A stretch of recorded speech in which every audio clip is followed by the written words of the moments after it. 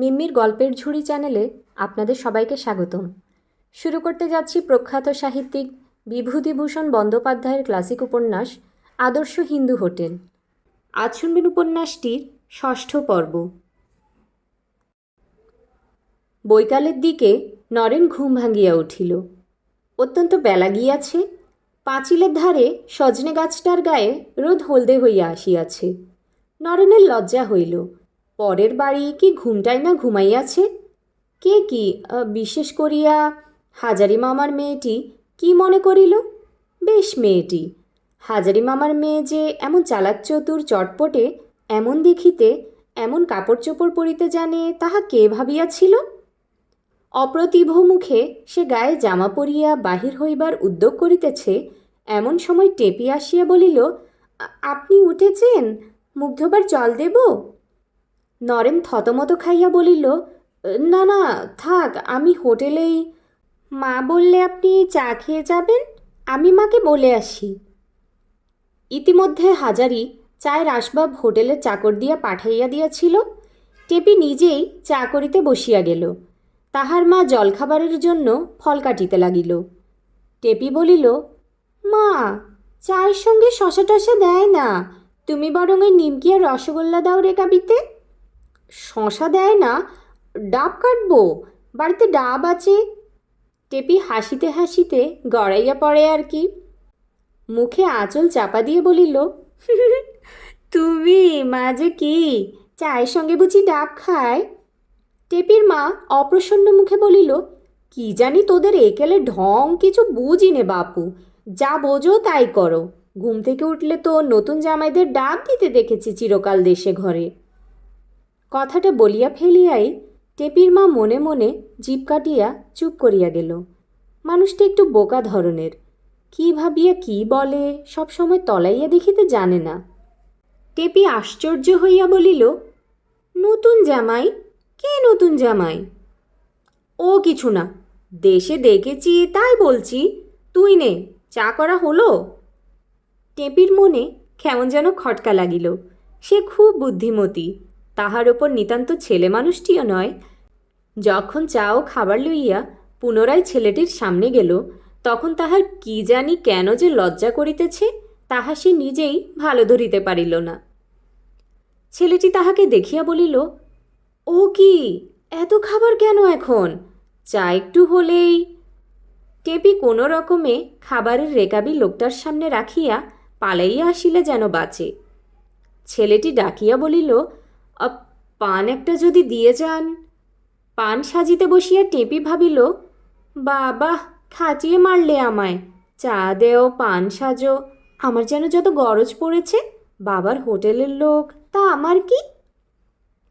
টেপি একটা চায়ের পিরিচে পান রাখিয়া দিতে গেল। ছেলেটি দেখিতে বেশ, কিন্তু কথাবার্তা বেশ, হাসি হাসি মুখ। কি কাজ করে হোটেলে কে জানে। পান লইয়া ছেলেটি চলিয়া গেল। যাইবার সময় বলিয়া গেল, মামিমা, আমি যাচ্ছি। কষ্ট দিয়ে গেলাম অনেক, কিছু মনে করবেন না। এত ঘুমিয়েছি, বেলা আর নেই আজ। বেশ ছেলেটি। নতুন জামাই? কে নতুন জামাই? কাহাদের নতুন জামাই?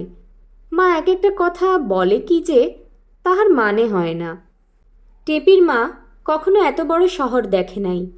এখানকার কাণ্ডকারখানা দেখিয়া সে অবাক হইয়া গিয়াছে।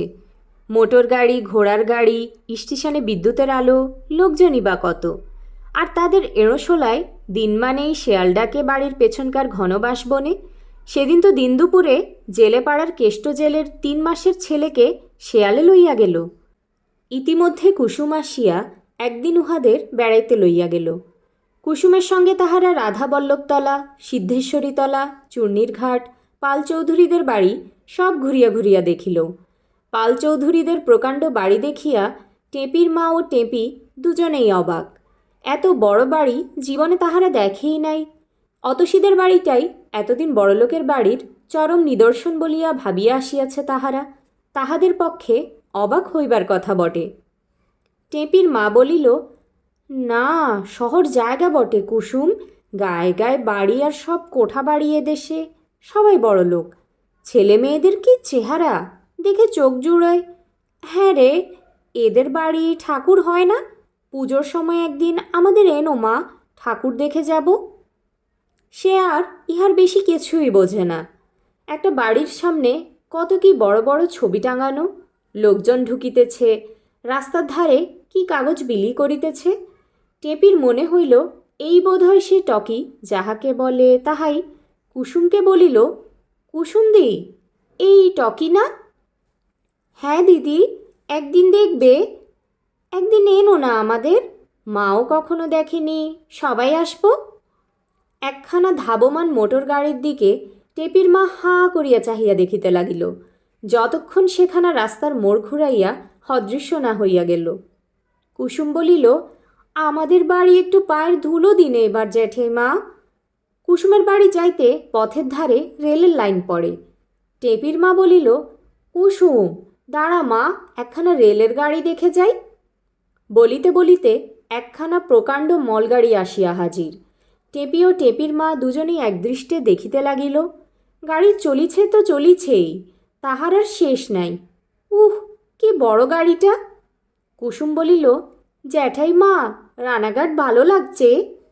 লাগছে বই কি, বেশ জায়গা মা। আসলে কিন্তু এড়োশোলার জন্য টেপির মায়ের মন কেমন করে। শহরে নিজেকে সে এখনও খাপ খাওয়াইতে পারে নাই। সেখানকার তালপুকুরের ঘাট, সদাবষ্টমের বাড়ির পাশ দিয়া যে ছোট নিভৃত পথটি বাঁশবনের মধ্য দিয়া বাড়ুজ্যে পাড়ার দিকে গিয়াছে, দুপুরবেলা তাহাদের বাড়ির কাছের বড় শিরীষ গাছটায় এই সময় শিরীষের ছুটি শুকাইয়া ঝুনঝুন শব্দ করে।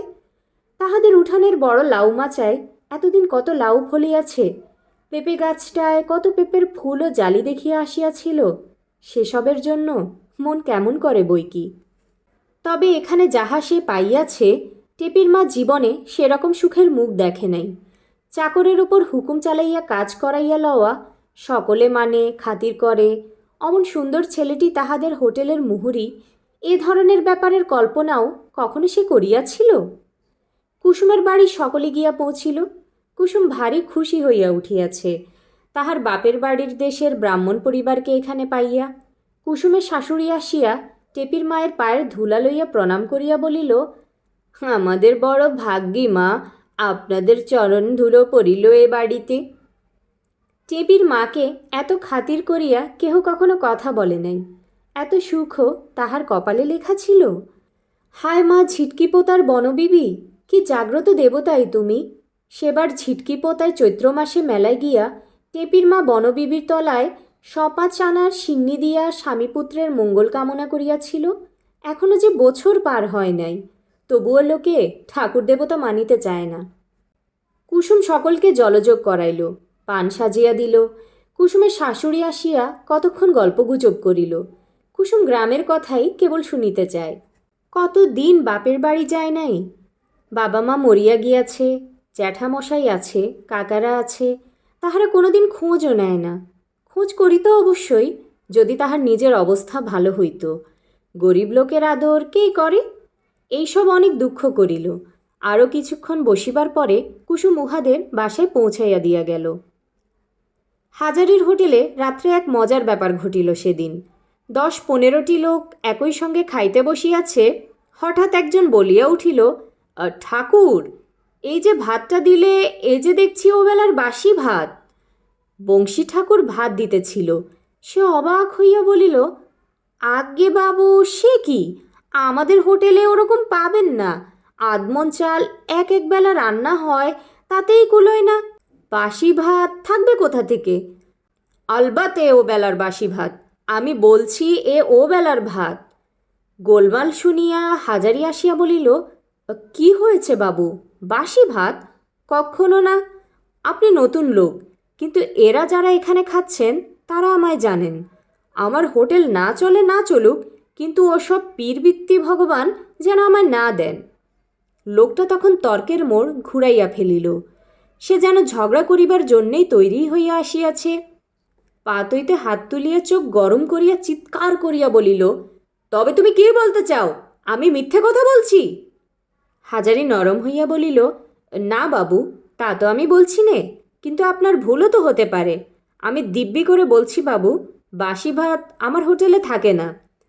থাকে না, বড্ড নবাবী কথা বলছো যে। বাসি ভাত আবার এবেলা হাঁড়িতে ফেলে দাও না তুমি। না বাবু, স্পষ্ট দেখতে পাচ্ছি, আবার তবুও না বলছো।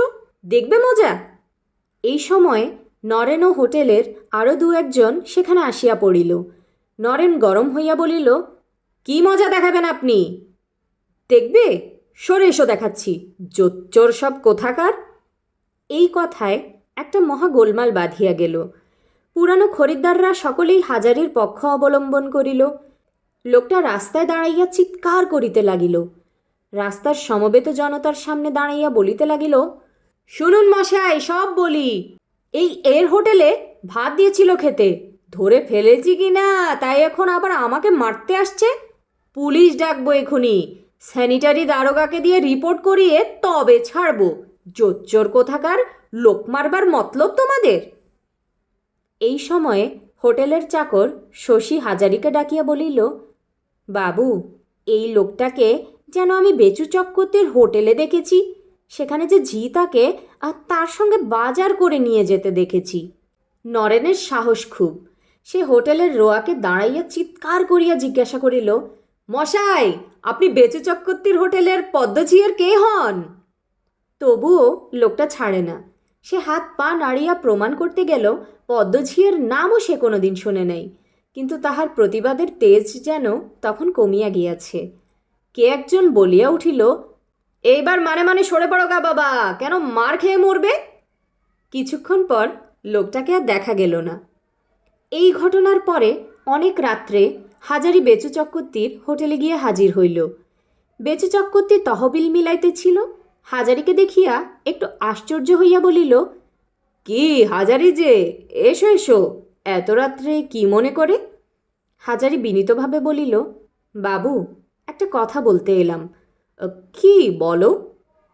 বাবু, আপনি আমার অন্নদাতা ছিলেন এক সময়, আজও আপনাকে তাই বলেই ভাবি। আপনার এখানে কাজ না শিখলে আজ আমি পেটের ভাত করে খেতে পারতাম না। আপনার সঙ্গে আমার কোনো শত্রুতা আছে বলে আমি তো ভাবি নে। কেন কেন, এ কথা কেন? হাজারি সব ব্যাপার খুলিয়া বলিল। পরে হাত জোড় করিয়া বলিল, বাবু, আপনি ব্রাহ্মণ, আমার মনিব। আমাকে এভাবে বিপদে না ফেলে যদি বলেন, হাজারি তুমি হোটেল উঠিয়ে দাও, তাই আমি দেব। আপনি হুকুম করুন। বেচু চক্রবর্তী আশ্চর্য হইবার ভান করিয়া বলিল, আমি তো এর কোনো খবর রাখি নে। আচ্ছা তুমি যাও আজ, আমি তদন্ত করে দেখে তোমায় কাল জানাবো। আমাদের কোনো লোক তোমার হোটেলে যায়নি এ একেবারে নিশ্চয়। কাল জানতে পারবে তুমি। তারপর হাজারি, চলছে টলছে ভালো? একরকম আপনার আশীর্বাদে। রোজ কীরকম বিক্রি সিক্রি হচ্ছে? রোজ তহবিলে কীরকম থাকে? তুমি কিছু মনে করো না, তোমাকে আপনার লোক বলে ভাবি তাই জিজ্ঞেস করছি। এই বাবু 35 থেকে 40 টাকা। ধরুন না কেন, আজ রাত্রিরের তহবিল থেকে দেখে এসেছি 36 টাকা সব আরও আনা।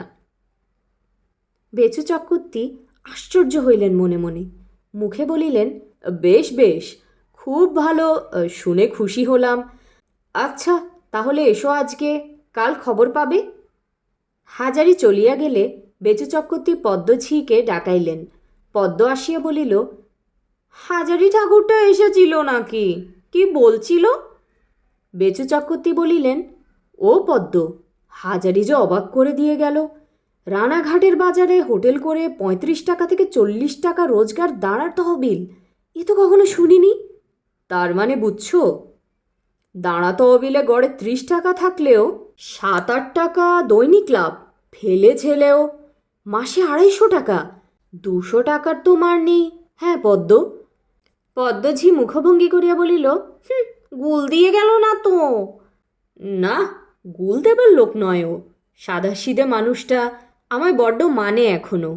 ও গুল দেবে না, অন্তত আমার কাছে। তাছাড়া দেখছো না, রেলবাজারে কোনো হোটেলে আর বিক্রি নেই, সব শুষে নিচ্ছে ওই একলা। আজ নৃসিংহ গিয়েছিল বাবু ওর হোটেলে, খুব খানিকটা রাও করে দিয়েও এসেছে নাকি। খুব চেঁচিয়েছে বাসি ভাত, পচা মাছ এই বলে। আর কিছু হোক না হোক, লোকে শুনে তো রাখলে। যদু বাড়ুজ্যেরাও আমাকে ডেকে পাঠিয়েছিল। ওর হোটেল ভাঙতেই হবে, নইলে রেলবাজারে কেউ আর টিকবে না। এই কথা যদু বাড়ুজ্যেও বললে, কিন্তু তাতে কিছু হবে না। ওর এখন সময় যাচ্ছে ভালো। নৃসিংহ আছে? না, বেরিয়ে গেল। পুলিশে সেই যে খবর দেবার, কি হলো? দেখো পদ্ম, আমি বলি ওই রকম আর পাঠিয়ে দরকার নেই। হাজারি লোকটা ভালো, আজ এসেছিল, এমন হাত জোড় করে নরম হয়ে থাকে যে দেখলে ওর উপর রাগ থাকে না। হুম, খ্যাংরা মারি ওর ভালো মানুষে তোর মুখে। ভিজে বেড়ালটি মাছ খেতে কিন্তু ঠিকই আছে। পুলিশে সে মতলব দিয়েছিল যদুবাবু, তাই তুমি করো এবার। ওর হোটেল না ভাঙলে চলবে না, নয়তো আমাদের পাত্তারি গুটোতে হবে, এই আমি বলে দিলাম। এবেলা তো অবেল কত। বেচু চক্রবর্তী অপ্রসন্ন মুখে বলিলেন, মোট 6 টাকা 3.5 আনা। পদ্মঝি কিছুক্ষণ চুপ করিয়া বলিল, 2 মাসের বাড়ি ভাড়া বাকি এদিকে। কাল বলেছে অন্তত 1 মাসের ভাড়া না দিলে হইচই বাঁধাবে। ভাড়া দেবে কোত্থেকে? দেখি। তারপর কানাই ঠাকুরের মাইনে বাকি 5 মাস। সে বলেছে আজ কাজ করবে না, তার কি করি? বুঝিয়ে রাখো এই মাসটা, দেখি সামনের মাসে কীরকম হয়। পদ্মঝি রান্নাঘরে গিয়া ঠাকুরকে বলিল, আমার ভাতটা বেড়ে দাও ঠাকুর, রাত অনেক হয়েছে, বাড়ি যাই। তারপর সে চারিদিকে চাহিয়া দেখিল, ছন্নছাড়া অবস্থা। ওই বড় 10 সেরি ডেকচিটা আজ 3-4 মাস তোলা আছে, দরকার হয় না। আগে পিতলের বালতি করিয়া সরিষার তৈল আসিত, এখন আসে ছোট ভাঁড়ে, বালতি দরকার হয় না। এমন দুরবস্থা সে কখনো দেখে নাই হোটেলের। তাহার মনটা কেমন করিয়া ওঠে। নানা রকম চেষ্টা করিয়া এই হোটেলটা শেয়ারকর্তা দুইজনে গড়িয়া তুলিয়াছিল। এই হোটেলের দৌলতে যথেষ্ট একদিন হইয়াছে। ফুলে নবলা গ্রামের যে পাড়ায় তাহার আদিবাস ছিল, সেখানে তার ভাই এখনও আছে, চাষবাস করিয়া খায়। আর সেই রানাঘাটের শহরে সোনাদানাও পরিয়া বেড়াইছে একদিন এই হোটেলের দৌলতে। এই হোটেল তার বুকের পাঁজর, কিন্তু আজ মুশকিলের মধ্যে পড়িতে হইয়াছে। কোথা হইতে এক উনপাজুরে গাঁজাখোর আসিয়া জুটিল হোটেলে। হোটেলের সুলুক সন্ধান জানিয়া লইয়া এখন তাহাদেরই শিলনোড়ায় তাহাদের দাঁতের গোড়া ভাঙিতেছে। এত যত্নের, এত স্বাদ হাসার জিনিসটা আজ কোথা হইতে কোথায় দাঁড়াইয়াছে। যাহার জন্য হোটেলের আজ এই দুরবস্থা, ইচ্ছা হয় সে কুকুরটার গলা টিপিয়া মারে, যদি বাগে পায়। তাহার উপর আবার দয়া কিসের? কর্তা ওই রকম ভালো মানুষ, সদাশিব লোক বলিয়াই তো আজকে পথের কুকুর সব মাথা চাড়া দিয়া উঠিয়াছে। দয়া! একদিন রানাঘাটের স্টেশন মাস্টার হাজারিকে ডাকিয়া পাঠাইলেন। হাজারি নিজে যাইতে রাজি নয়, কারণ স্টেশন মাস্টার সাহেব সে জানে নরেন যাওয়াই ভালো।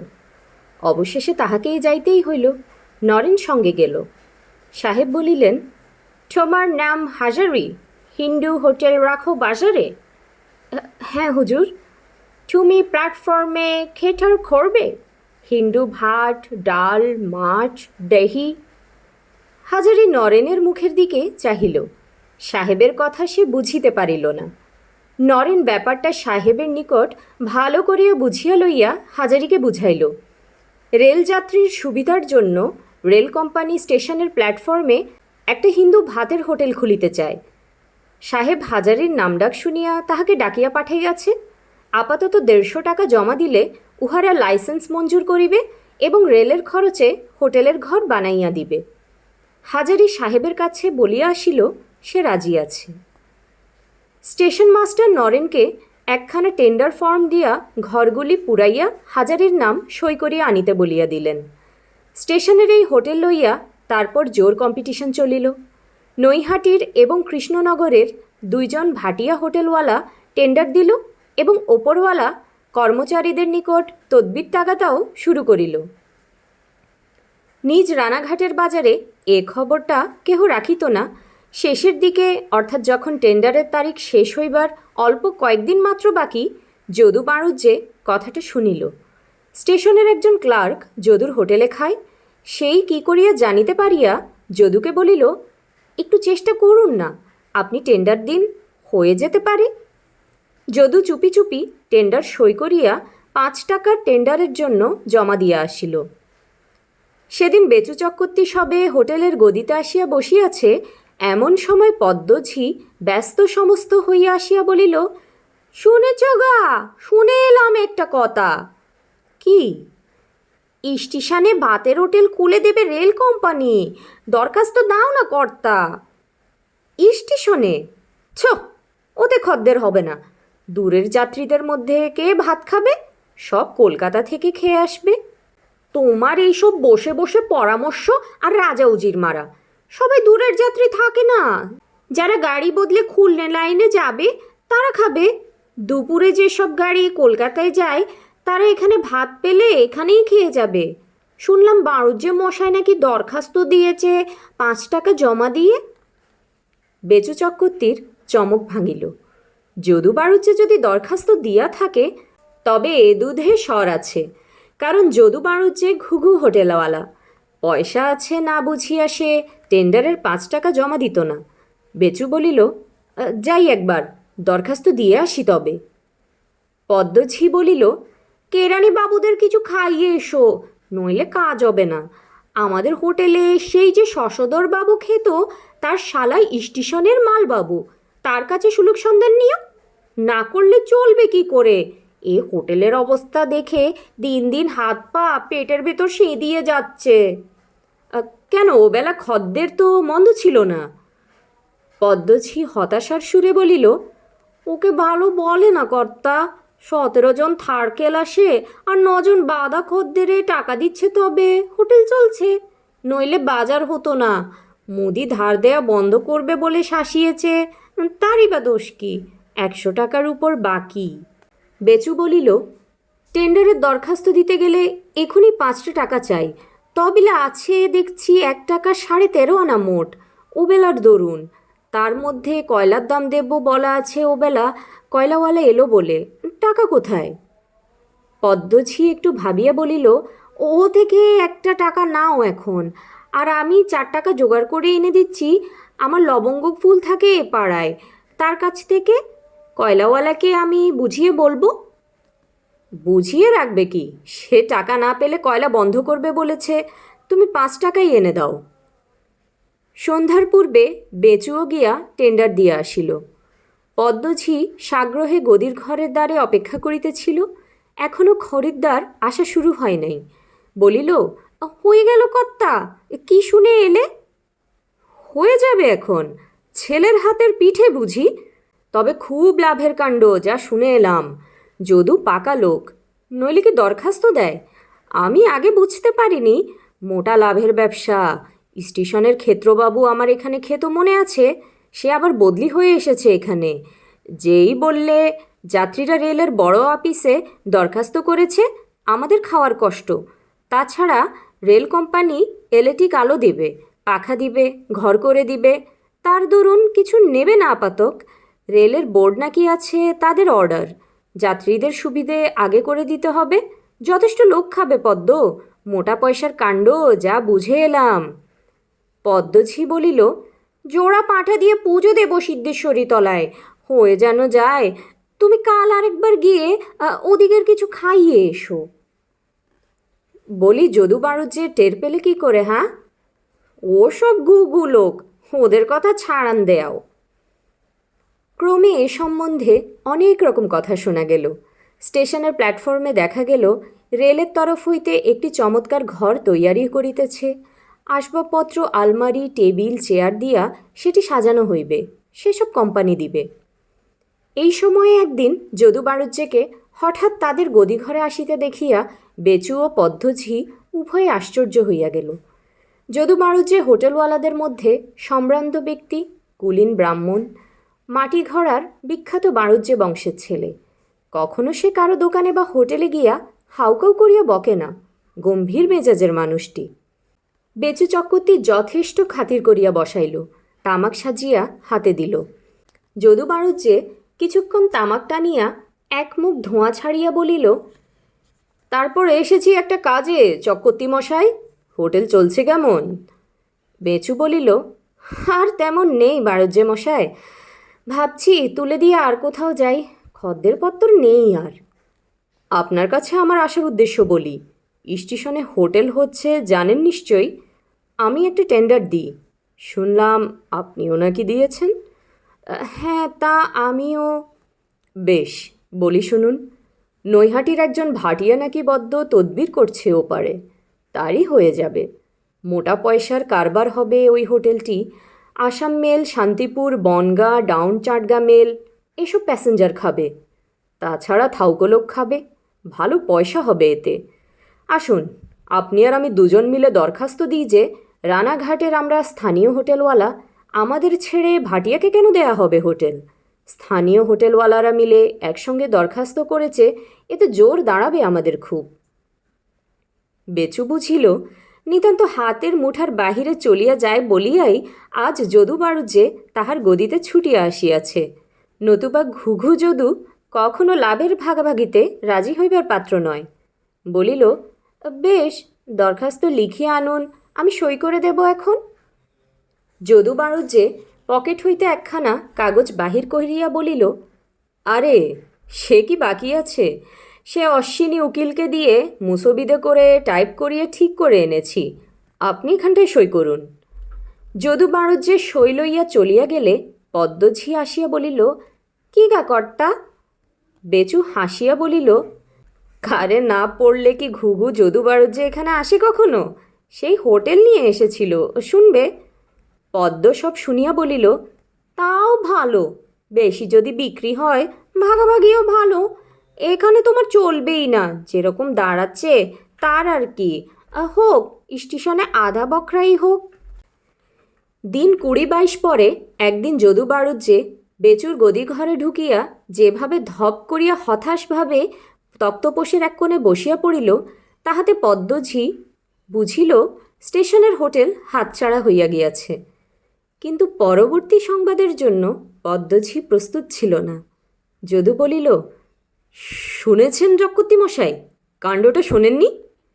বেচু চক্রবর্তী ওভাবে যদু বাড়ুজ্যেকে বসিতে দেখিয়া পূর্বেই বুঝিয়াছিল সংবাদ শুভ নয়। তবু সে ব্যস্তভাবে জিজ্ঞেস করিল, কি কি ব্যাপার? স্টেশনের থেকে আসছি এই মাত্র। আজ ওদের হেড অফিস থেকে টেন্ডার মঞ্জুর করে নোটিশ পাঠিয়েছে। বেচু এ কথার উত্তরে কিছু না বলিয়া উদ্বিগ্ন মুখে যদু বাড়ুজ্যের মুখের দিকে চাহিয়া রহিল। কার হয়ে গেল জানেন? না, সেই ভাটিয়া ব্যাটার বুঝি?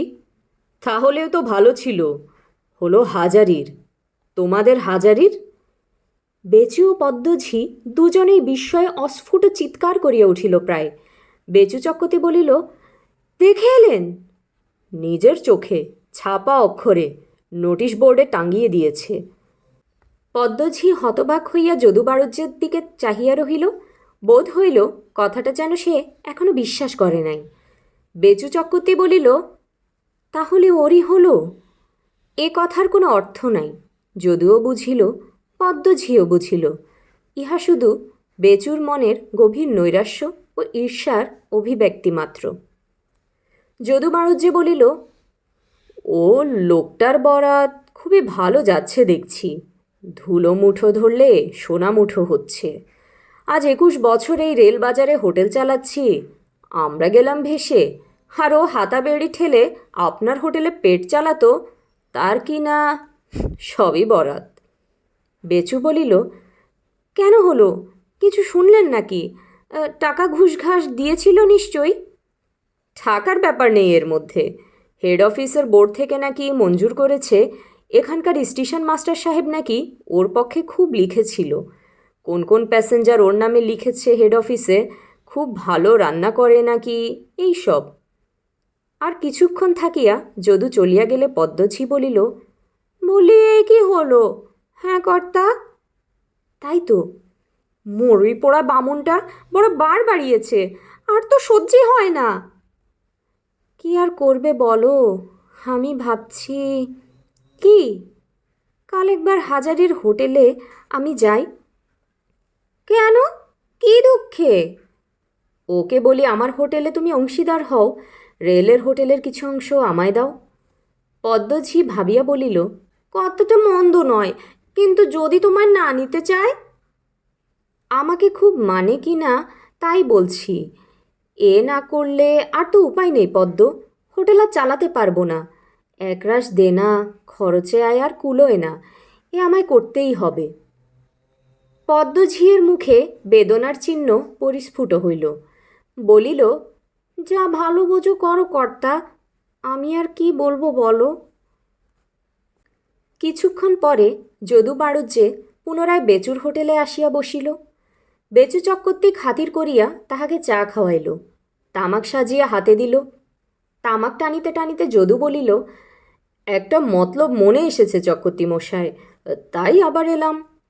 বেচু সকৌতূহলে বলিল, কি বলুন তো? আমি পাল চৌধুরীদের নায়েব মহেন্দ্রবাবুকে ধরেছিলাম। ওরা জমিদার, ওদের খাতির করে রেল কোম্পানি। মহেন্দ্রবাবুর চিঠি নিয়ে কাল চলুন, আপনি আর আমি কলকাতা রেল অফিসে একবার আপিল করি গিয়ে। পদ্মঝির দোরের কাছেই ছিল। সে বলিল, তাই যান গিয়ে কর্তা, আমিও বলি যাতে কখনোই মুড়ি পোড়া বামুন হোটেল না পায় তা করাই চাই, দুজনে তাই যান। বেচু চক্রবর্তী ভাবিয়া বলিল, কখন যেতে চান কাল? যদু বলিল, সকাল সকাল যাওয়াই ভালো, বড়বাবুকে ধরতে হবে গিয়ে। পাল চৌধুরীদের পুকুরে মাছ ধরতে আসেন প্রায়ই, গরফেতে বাড়ি, বড় ভালো লোক। মহেন্দ্রবাবুর চিঠি নিয়ে গিয়ে ধরি। যদু চলিয়া গেলে বেচু চক্রবর্তী পদ্মকে বলিল, কিন্তু তাহলে হাজারির কাছে আমার ওভাবে যাওয়া হয় না। ও সব টের পাবেই যে আমরা আপিল করেছি, ওকে নোটিশও দেবে কোম্পানি। আপিলের শুনানি হবে, তারপর কি আর ওর কাছে যাওয়া যায়? না হয় না গেলে, ওর দরকার নেই, যাতে ওর উচ্ছেদ হয় তাই করো। বেশ, যা বলো। পরদিন যদু বাড়ুজ্যের সঙ্গে বেচু চক্রবর্তী কয়লাঘাটে রেলের বড় অফিসে যাইবে বলিয়া বাহির হইল এবং সন্ধ্যার পরে পুনরায় রানাঘাটে ফিরিল। বেচু যখন নিজের হোটেলে ঢুকিল তখন খাওয়া দাওয়া আরম্ভ হইয়াছে। পদ্মঝি ব্যস্তভাবে বলিল, কি হলো কর্তা? বেচু বলিল, আর কি, মিথ্যে যাতায়াত সার হলো, 2 টাকা বেরিয়ে গেল। তারা বললে, এ আমাদের হাতে নেই, টেন্ডার মঞ্জুর হয়ে বোর্ডের কাছে চলে গিয়েছে, এখন আর আপিল খাটবে না। তবে যাও, কাল হাজারির কাছেই যাও। তার দরকার নেই, বাড়ুজ্য মশাই আসার সময় বললেন ওর হোটেল আর আমার হোটেল একসঙ্গে মিলিয়ে দিতে। এ ঘর ছেড়ে দিয়ে সামনের মাসে ওর ঘরেই। এ কিন্তু খুব ভালো কথা।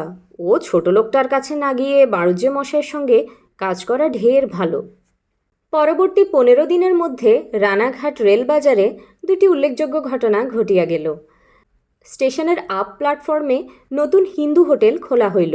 শ্বেতপাথরের টেবিল, চেয়ার, ইলেকট্রিক আলো, পাখা দিয়ে সাজানো আধুনিক ধরনের পরিষ্কার পরিচ্ছন্ন অতি চমৎকার হোটেলটি।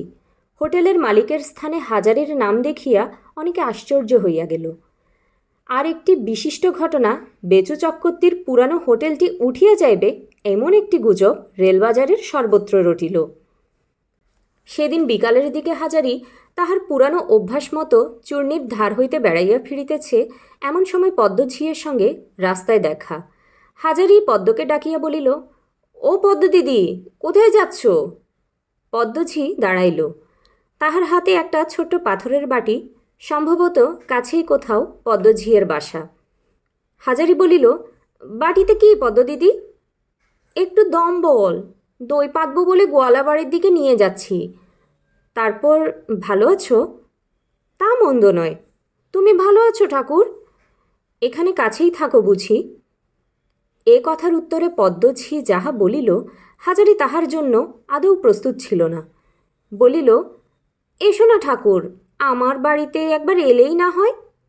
তা বেশ বেশ, চলো না পদ্মদিদি। ছোট বাড়িটা, একপাশে একটা পাতকুয়া, অন্যদিকে টিনের রান্নাঘর এবং গোয়াল। পদ্মঝি রোয়াকটাতে একখানা মাদুর আনিয়া হাজারির জন্য বিছাইয়া দিল। হাজারি খানিকটা অস্বস্তি ও আড়ষ্ট ভাব বোধ করিতেছিল। পদ্ম যে তাহার মনিব, তাহাদেরই হোটেলে সে একাদিক্রমে 7 বৎসর কাজ করিয়াছে, এ কথাটা এত সহজে কি ভোলা যায়? এমনকি পদ্মঝিকে সে চিরকাল ভয় করিয়া আসিয়াছে, আজও যেন সেই ভাবটা কোথা হইতে আসিয়া জুটিল। পদ্মঝি বলিল, পান সাজবো, খাবে? হাজারি আমতা আমতা করিয়া বলিল, তা তা বরং একটা। পান সাজিয়া একটা চায়ের পিরিচে আনিয়া হাজারির সামনে রাখিয়া বলিল, তারপর রেলের হোটেল তো পেয়ে গেলে শুনলাম, ওখানে বসাবে কাকে? ওখানে বসাবো ভাবছি বংশীর ভাগ্নে সেই নরেন। নরেনকে মনে আছে? সেই তাকে। মাইনে কত দেবে? সেসব কথা এখনো ঠিক হয় নেই। ও তো আমার এই হোটেলে খাতাপত্র রাখে, দেখাশোনা করে, বড় ভালো ছেলেটি। তা ভালো। চক্রবর্তী মশাইয়ের শরীর ভালো আছে? কদিন ওদিকে আর যেতে পারিনি। হোটেল চলছে কেমন? হোটেল চলছে, মন্দ নয়। তবে আমি কি বলছিলাম জানো ঠাকুর, কর্তামশাইকে রেলের হোটেলে একটা অংশ দিয়ে রাখো না তুমি, তোমার কাজে সুবিধা হবে। হাজারি এই প্রস্তাবের জন্য প্রস্তুত ছিল না। একটু বিস্ময়ের সুরে বলিল, কর্তা কি করে থাকবেন? ওর নিজের হোটেল। সেজন্য ভাবনা হবে না, সে আমি দেখব। কি বলো তুমি? এখন আমি কোনো কথা দিতে পারবো না পদ্মদিতি, তবে একটা কথা আমার মনে হচ্ছে তা বলি। রেল কোম্পানি যখন টেন্ডার দেয় তখন যার নাম লেখা থাকে তাকে ছাড়া আর কোনো লোকের অংশটংশ থাকতে দেবে না হোটেলে। হোটেল তো আমার নয়, হোটেল রেল কোম্পানির। আর ঠাকুর একটা কথা বলবো, তুমি এখন বড় হোটেলওয়ালা, অনেক পয়সা রোজগার করো শুনি, কিন্তু আমি তোমায় সেই হাজারির ঠাকুরই দেখি। তুমি এসো আমাদের হোটেলে আবার। হাজারি বিস্ময়ের সুরে বলিল, চক্রবর্তী মশাইয়ের হোটেলে রাত্রে? সে মনে মনে ভাবিল, পদ্মদিদির মাথা খারাপ হয়ে গেল নাকি, বলে কি? পদ্ম কিন্তু বেশ দৃঢ় স্বরেই বলিল, সত্যি বলছি ঠাকুর, এসো আমাদের এখানে আবার। কেন বলো তো পদ্মদিদি, এ কথা তুললে কেন? তবে বলি শোনো, তুমি এলে আমাদের হোটেলটা আবার জাগবে। এমন ধরনের কথা হাজারি কখনো পদ্মঝিয়ের মুখে শোনে নাই। সেই পদ্মঝি আজ কী কথা বলিতেছে তাহাকে। হাজারি গলিয়া গেল। সে ভুলিয়া গেল সে যে একজন বড় হোটেলের মালিক। পদ্মদিদি তাহার মনিবের দরের লোক, তাহার মুখের এ কথা যেন হাজারির জীবনের সর্বশ্রেষ্ঠ পুরস্কার। এরই আশায় যেন সে এতদিন রানাঘাটের রেলবাজারে এত কষ্ট করিয়াছে। অন্য লোকে হাজার ভালো বলুক, পদ্মদিদির ভালো বলা তাদের চেয়ে অনেক উঁচু, অনেক বেশি মূল্যবান। কিন্তু পদ্ম যাহা বলিতেছে তাহা যে হয় না, এ কথা সে পদ্মঝিকে কি করিয়া বুঝাইবে? যখন সে গোপালনগরের চাকুরি ছাড়িয়া পুনরায় চক্রবর্তী মশায়ের হোটেলে চাকুরি লইয়াছিল, তখনও উহারা যদি তাহাকে না তাড়াইয়া দিত, তবে তো নিজস্ব হোটেল খুলিবার কল্পনাও তাহার মনে আসিত না। উহাদের হোটেলে পুনরায় চাকুরি পাইয়া সে মহা সৌভাগ্যবান মনে করিয়াছিল নিজেকে। কেন তাহাকে উহারা তাড়াইল? এখন আর হয় না। এখন সে নিজে মালিক নয়, কুসুমের টাকা ও অতসীর মার টাকা হোটেলে খাটিতেছে। তাহার উন্নতি অবনতির সঙ্গে অনেকগুলো প্রাণীর উন্নতি অবনতি জড়ানো। নিজের খেয়াল খুশিতে যা তা করা এখন আর চলিবে না। টেপির ভবিষ্যৎ দেখিতে হইবে। টেপি আর নরেন অনেক দূর আগাইয়া আসিয়াছে, এখন আর পিছানো চলে না। হাজারি পদ্মঝিয়ের মুখের দিকে দুঃখ ও সহানুভূতির দৃষ্টিতে চাহিয়া বলিল, আমার ইচ্ছে করে পদ্মদিদি, কিন্তু এখন যাওয়া হয় কি করে তুমিই বলো। পদ্ম যে কথাটা না বোঝে তা নয়, সে নিতান্ত মরিয়া হইয়াই কথাটা বলিয়া ফেলিয়াছিল। হাজারির কথার সে কোনো জবাব না দিয়া ঘরের মধ্যে ঢুকিল এবং কিছুক্ষণ পরে একটা কাপড় জড়ানো ছোট্ট পুঁটুলি আনিয়া হাজারির সামনে রাখিয়া বলিল, পড়তে জানো তো, পড়ে দেখো না। হাজারি পড়িতে জানে না তাহা নয়, তবে ও কাজে সে খুব পারদর্শী নয়। তবুও পদ্মদিদির সম্মুখে সে কি করিয়া বলে যে সে ভালো পড়িতে জানে না? পুঁটুলি খুলিয়া সে দেখিল খানকয়েক কাগজ ছাড়া তার মধ্যে আর কিছুই নাই। পদ্মঝি তাহাকে বিপদ হইতে উদ্ধার করিল। সে নিজেই বলিল, কখানা হ্যান্ড নোট, তা সব শুদ্ধ 700 টাকার হ্যান্ড নোট। কর্তাকে আমি টাকা দেই যখনই দরকার হয়েছে তখন। নিজের হাতে চুড়ি বিক্রি করি, কানের মাকড়ি বিক্রি করি, ছিল তো সব।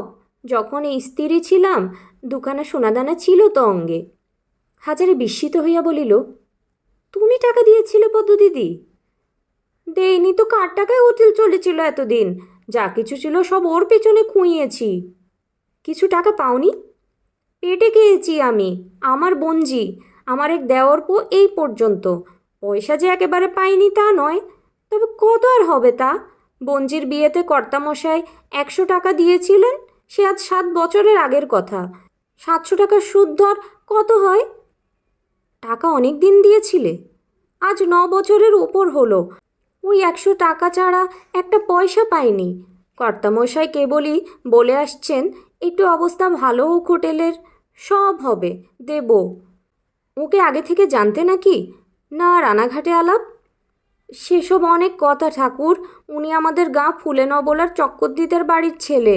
উনার বাবার নাম ছিল তারাচাঁদ চক্রবর্তী। বড় ভালো লোক ছিলেন তিনি, অবস্থাও ভালো ছিল তার। আমাদের কর্তা হচ্ছেন তারাচাঁদ চক্রবর্তীর বড় ছেলে। লেখাপড়া তেমন শেখেননি। বললেন রানাঘাটে গিয়ে হোটেল করব, পদ্ম কিছু টাকা দিতে পারো। দিলাম টাকা, সে আজ হয়ে গেল। হাজারি ঠাকুরের মনে কৌতূহল জাগিলেও সে দেখিল আর অন্য কোনো প্রশ্ন পদ্মদিদিকে না করাই ভালো। গ্রামে কত লোক থাকিতে তারাচাঁদ চক্রবর্তীর বড় ছেলে তাহার কাছেই টাকা চাহিল কেন? সে টাকাই বা দিল কেন? রানাঘাটে বেচুর হোটেলে তাহার ঝিগিরি করা নিতান্ত দৈবাধীন যোগাযোগ, না পূর্ব হইতেই অবলম্বিত ব্যবস্থার ফল? এসব কথা হাজারি জিজ্ঞাসা করিলে তাকে দোষ দেওয়া হইত না।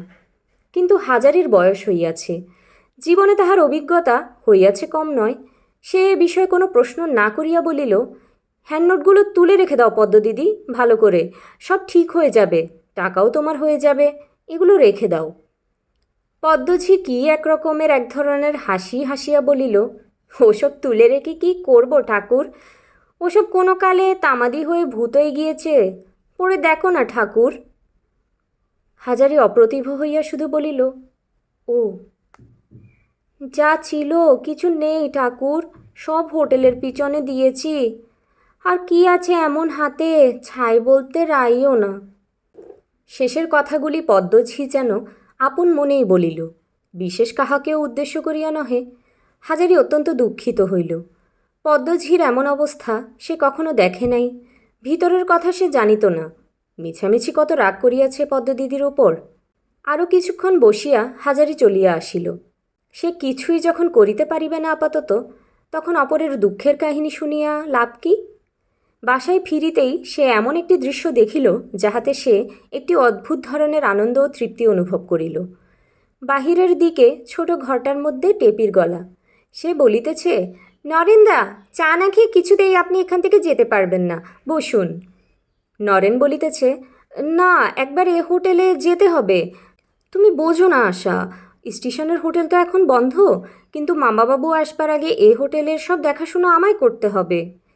টেপির ভালো নাম যে আশালতা, হাজারি নিজেই তা প্রায় ভুলিতে বসিয়াছে। নরেন ইতিমধ্যে কোথা হইতে তাহার সন্ধান পাইল। টেপি পুনরায় আবদারের সুরে বলিল, না, ওসব কাজ টাজ থাকুক।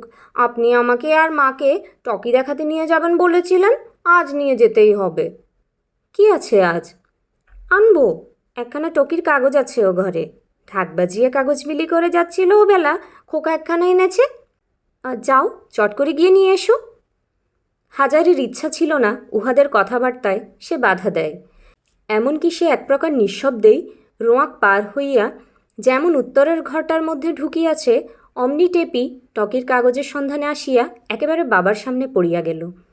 টেপি পাছে কোনো প্রকার লজ্জা পায়, এজন্য হাজারি অন্যদিকে চাহিয়া বলিল, এই যে টেপি, তোর মা কোথায়? টেপি হঠাৎ যেন কেমন একটু জড়সড় হইয়া গেল। মুখে বলিল, কে বাবা, কখন এলে? টেরই পায়নি তো। হাজারির কিন্তু মনে হইল টেপি তাহাকে দেখিয়া খুব খুশি হয় নাই, যেন ভাবিতেছে, আর একটু পরে বাবা আসিলে ক্ষতিটা কি হইত। হাজারির বুকের ভেতরটা কোথায় যেন বেদনায় টনটন করিয়া উঠিল। মেয়ে সন্তান, আহা বেচারি, সব কথা কি ওরা গুছিয়ে বলিতে পারে, না নিজেরাই বুঝিতে পারে? টেপি কি জানে তার নিজের মনের খবর কি? হাজারি বলিল, আমি এখনই হোটেলে বেরিয়ে যাব টেপি, 5টা বেজে গিয়েছে, আর থাকলে চলবে না, এক গ্লাস জল বরং আমায় দে। ও ঘর হইতে নরেন ডাকিয়া বলিল, মামাবাবু কখন এলেন? হাজারি যেন পূর্বের নরেনের কথাবার্তা শুনিতে পায় নাই, বা নরেন এখানে উপস্থিত আছে সে বিষয়ে কিছু জানিত না, এমন ভাব দেখাইয়া বলিল, কে নরেন? কখন এলে বাবাজি? অনেকক্ষণ এসেছি মামাবাবু, চলুন, আমিও হোটেলে বেরোচ্ছি। বলিতে বলিতে নরেন সম্মুখে আসিয়া দাঁড়াইল। হাজারি বলিল, একটু জল টল খেয়ে যাও না, হোটেলে এখন ধোঁয়ার মধ্যে গিয়েই বা করবে কি? বসো বসো বরং। টেপি, তোর নরেনদার জন্য একটু চা। না না, থাক মামাবাবু, হোটেলে তো চা এমনিই হবে এখন।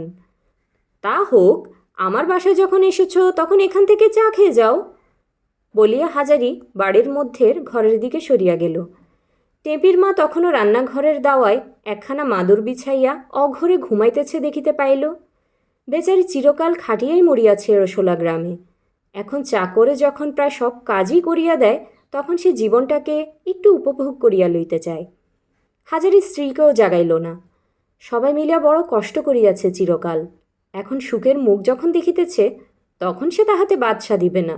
টেপির মা ঘুমাইয়া থাকুক। বাড়ির বাহির হইতে যাইতেছে, নরেন মাথা চুলকাইতে চুলকাইতে একটু লাজুক সুরে বলিল, মামা বাবু, এই গিয়ে আশা বলছিল মামিমাকে নিয়ে আর ওকে নিয়ে একবার টকি দেখিয়ে আনার কথা। তা আপনি কি বলেন? টেপি যে একথা তাহার কাছে বলিতে নরেনকে অনুরোধ করিয়াছে, এ বিষয়ে হাজারির সন্দেহ রহিল না। তাহার মনে কৌতুক ও আনন্দ দুই দেখা দিল। ছেলে মানুষ সব, উহারা কি করে না করে বয়োবৃদ্ধ লোকে সব বুঝিতে পারে। অথচ বেচারীরা ভাবে তাহাদের মনের খবর কেহ কিচ্ছু রাখে না। সে ব্যস্ত হইয়া বলিল, তা যাবে, যাও না। আজ যাবে? পয়সা কড়ি সব তোমার মামিমার কাছে আছে, চেয়ে নাও। কখন ফিরবে? রাত 8টা হবে মামাবাবু। আপনি নিজে স্টেশনে যদি গিয়ে বসেন একটু। আচ্ছা তা হোক, স্টেশনে আমি যাব এখন, সে তুমি ভেবো না। তুমি ওদের নিয়ে যাও। ও টেপি, ডেকে দে তোর মাকে। অবেলায় পড়ে ঘুমোচ্ছে, ডেকে দে। যাস যদি তবে সব তৈরি হয়ে নে। হাজারিয়ার বিলম্ব না করিয়া বাড়ির বাহির হইয়া পড়িল। বালক বালিকাদের আমোদের পথে সে বিঘ্ন সৃষ্টি করিতে চায় না। প্রথমে বাজারের হোটেলে আসিয়া এবেলার রান্নার সব ব্যবস্থা করিয়া দিয়া বেলা পড়িলে সে আসিল স্টেশন প্ল্যাটফর্মের হোটেলে। এখানে সে বড় একটা বসে না। নরেনই এখানকার ম্যানেজার। সে সব সাহেবী ধরনের ব্যবস্থা তাহার যেন কেমন লাগে। সন্ধ্যা 7:30। চাটগামেল আসিবার বেশি বিলম্ব নাই। বনগ্রামের গাড়িও এখনই ছাড়িবে। এই সময় হইতে রাত্রি 11:30 পর্যন্ত Sirajganj, Dhaka mail, north Bengal express প্রভৃতি বড় বড় দূরের ট্রেনগুলির ভিড়। যাত্রীরা যাতায়াত করে বহু, অনেকেই খায়। হাজারির আশা ছাড়াইয়া গিয়াছে এখানকার খরিদ্দারের সংখ্যা। স্টেশনের হোটেলে নতুন 2জন লোক রান্না করে। এখানে বেশিরভাগ লোকে চায় ভাত আর মাংস। সেজন্য ভালো মাংস রান্না করিতে পারে এরূপ লোক বেশি বেতন দিয়া রাখিতে হইতেছে।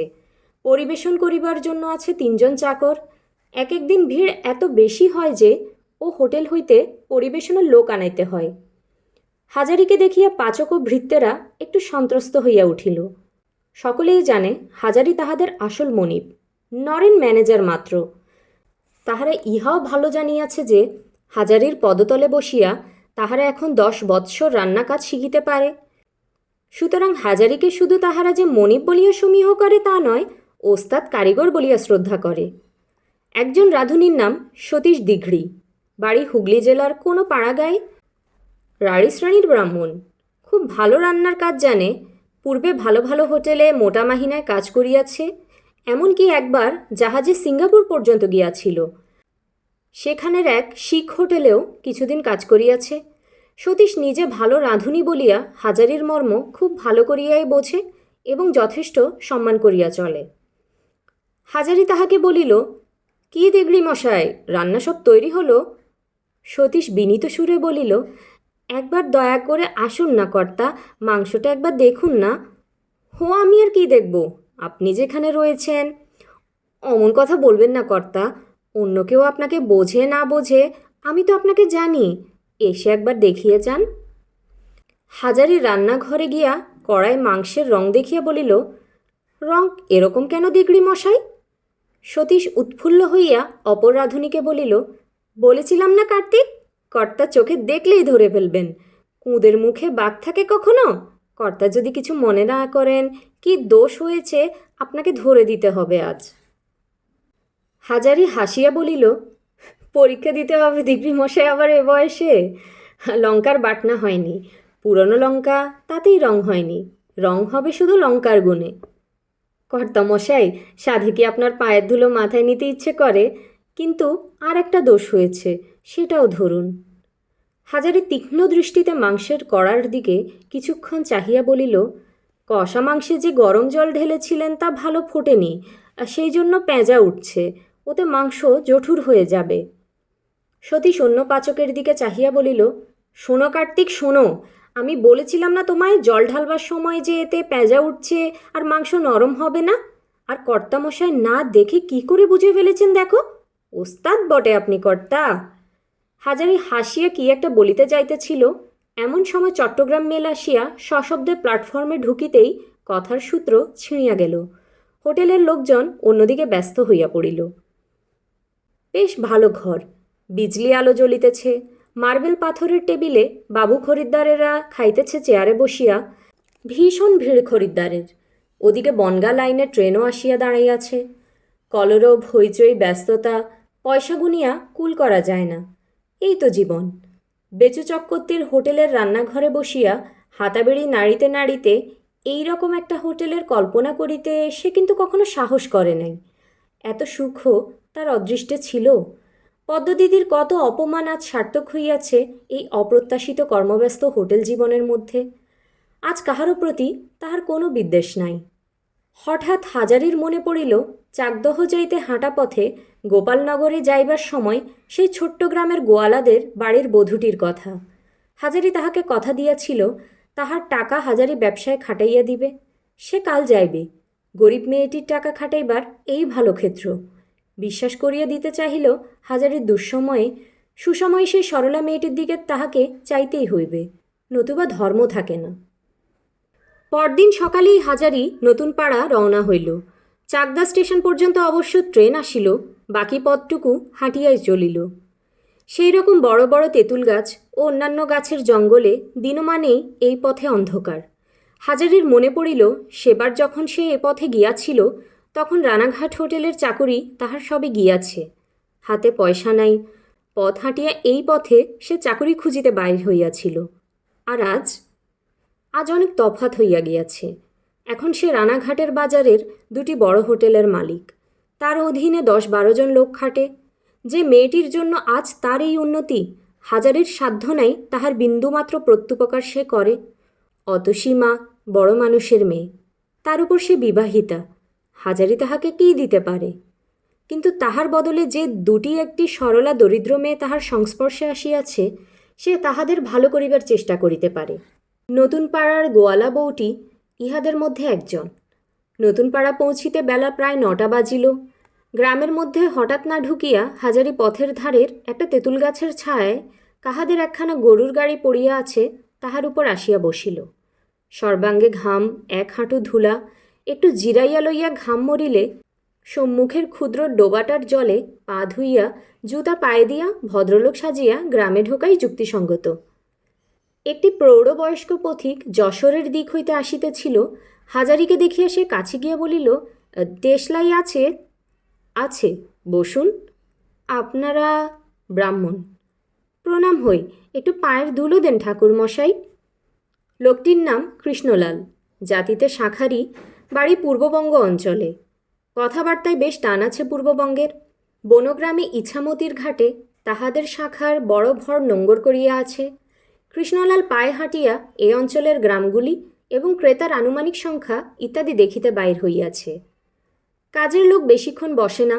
একটা বিড়ি ধরাইয়া শেষ করিবার পূর্বেই কৃষ্ণলাল উঠিতে চাহিল। হাজারি কথাবার্তায় তাহাকে বসাইয়া রাখিল। বনগাঁ হইতে 17 মাইল পথ হাঁটিয়া ব্যবসার খোঁজ লইতে বাহির হইয়াছে যে লোক, তাহার উপর অসীম শ্রদ্ধা হইল হাজারির। ব্যবসা কি করিয়া করিতে হয় লোকটা জানে। সে বলিল, গাঁজা টাজা চলে? আমার কাছে আছে। কৃষ্ণলাল একগাল হাসিয়া বলিল, ঠাকুর মশাই, প্রসাদ যদি দেন দয়া করে তবে তো ভাগ্যি। বসো তবে, এক ছিলিম সাজি। হাজারি খুব বেশি যে গাঁজা খায় তা নয়, তবে উপযুক্ত সঙ্গী পাইলে 1 হাত ছিলিম খাইয়া থাকে। আজকাল রানাঘাটে গাঁজা খাইবার সুবিধা নাই। হোটেলের সকলেই খাতির করে, তাহার উপর নরেন আছে। এসব কারণে হোটেলে ও ব্যাপার চলে না। বাসায় তো নয়, সেখানে টেপি আছে। আবার যাহার তাহার সঙ্গেও গাঁজা খাওয়া উচিত নয়, তাহাতে মান থাকে না। আজ উপযুক্ত সঙ্গী পাইয়া হাজারি হৃষ্ট মনে ভালো করিয়া ছিলিম সাজিল। কলিকাটি ভদ্রতা করিয়া কৃষ্ণলালের হাতে দিতে যাইতেই কৃষ্ণলাল 1 হাত জিভ কাটিয়া জোর করিয়া বলিল, বাপরে, আপনারা দেবতা, পেশাদ করে দিন আগে। কথায় কথায় হাজারি নিজের পরিচয় দিল। কৃষ্ণলাল খুশি হইল। সেও বাজে লোকের সঙ্গে মিশিতে ভালোবাসে না। নিজের চেষ্টায় যে রানাঘাটের বাজারে দুটি বড় বড় হোটেলের মালিক, তাহার সহিত বসিয়া গাঁজা খাওয়া যায় বটে। হাজারি বলিল, রানাঘাটে তো যাবে, আমার হোটেলেই ওঠো। রেলবাজারে আমার নাম বলিলেই দেখিয়ে দেবে। পয়সা দিও না কিন্তু, আমি সই করে দিচ্ছি, তোমার সঙ্গে আমার কথা আছে। কৃষ্ণলাল পুনরায় হাত জোড় করিয়া বলিল, আগে ওইটি মাপ করতে হবে কর্তা, আপনার হোটেলেই উঠব, কিন্তু বিনি পয়সায় খেতে পারবো না। ব্যবসার নিয়ম তা নয়, ন্যায্য নেবে ন্যায্য দেবে, এ না হলে ব্যবসা চলে না। ও হুকুম করবেন না ঠাকুরমশাই।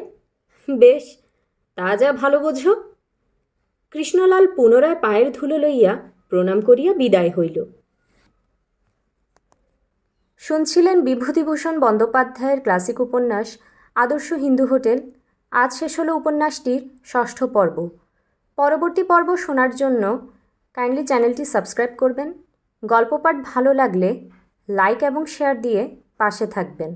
ধন্যবাদ।